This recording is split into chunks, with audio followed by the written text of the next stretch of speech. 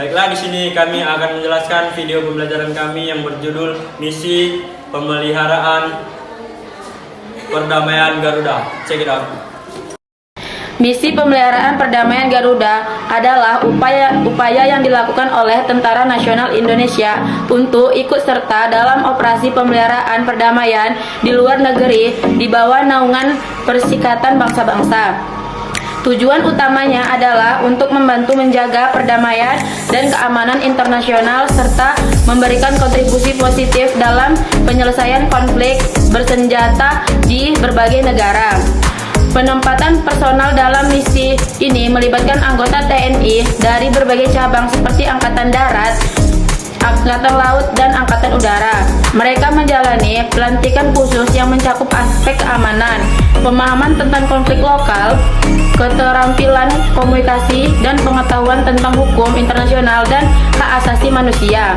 Tugas yang diemban oleh personal Garuda mencakup patroli, pematungan gencatan senjata, pengawalan konvoi, evakuasi warga sipil, pembangunan infrastruktur, serta pelatihan dan pendampingan pasukan lokal untuk memperkuat kapasitas mereka dalam menjaga keamanan.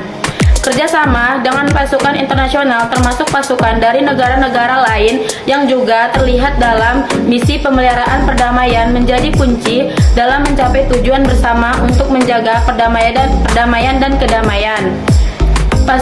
Partisipasi Indonesia dalam misi pemeliharaan perdamaian Garuda juga membawa dampak positif terhadap citra dan kepentingan nasional. Hal ini memperkuat posisi Indonesia sebagai negara yang berkomitmen terhadap perdamaian internasional, peningkatan hubungan diplomatik dengan negara-negara lain, serta memperluas pengaruh dan reputasi Indonesia di arena internasional.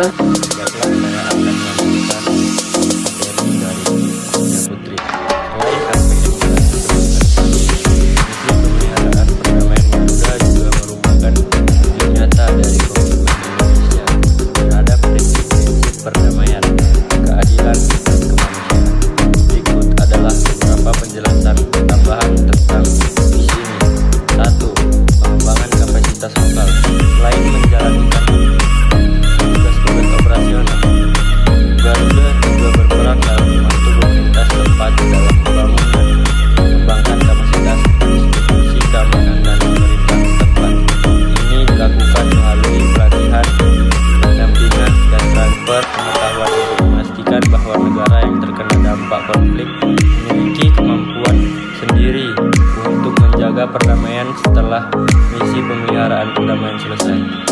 Bantuan kemanusiaan. Selain fokus pada aspek keamanan, misi pemeliharaan perdamaian Garuda juga seringkali melibatkan penyediaan bantuan kemanusiaan kepada masyarakat yang terdampak konflik, termasuk distribusi bantuan makanan, perawatan medis, pendidikan, dan rekonstruksi infrastruktur yang rusak.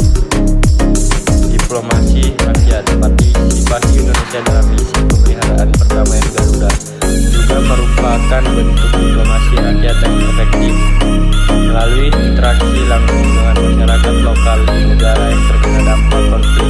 Personal Garuda membangun hubungan yang positif dan memperkuat persepsi positif terhadap Indonesia di tingkat grassroots.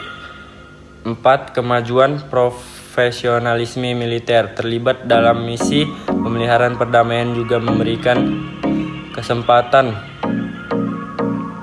bagi personal TNI untuk meningkatkan profesionalisme militer mereka melalui pengalaman lapangan, pelatihan internasional, dan pertukaran pengetahuan dengan pasukan dari negara lain.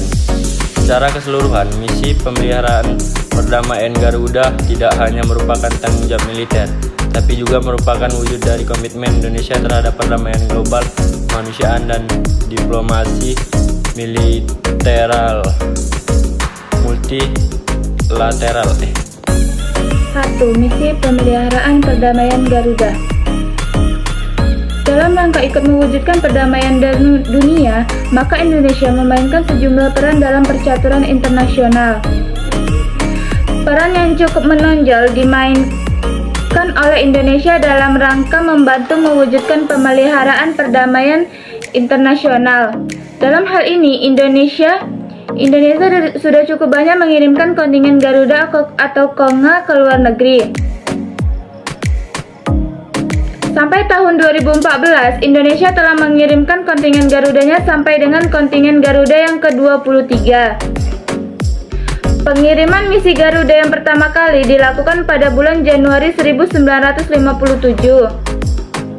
Pengiriman misi Garuda di latar belakangnya adanya konflik di Timur Tengah terkait masalah nasionalisasi terusan Suez yang dilakukan oleh Presiden Mesir Gamal Abdul Nasir pada tanggal 26 Juli tahun 1956.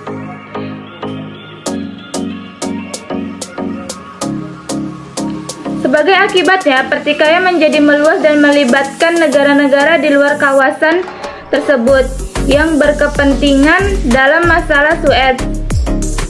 Pada bulan Oktober 1956, Inggris, Perancis, dan Israel melancarkan serangan gabungan terhadap Mesir.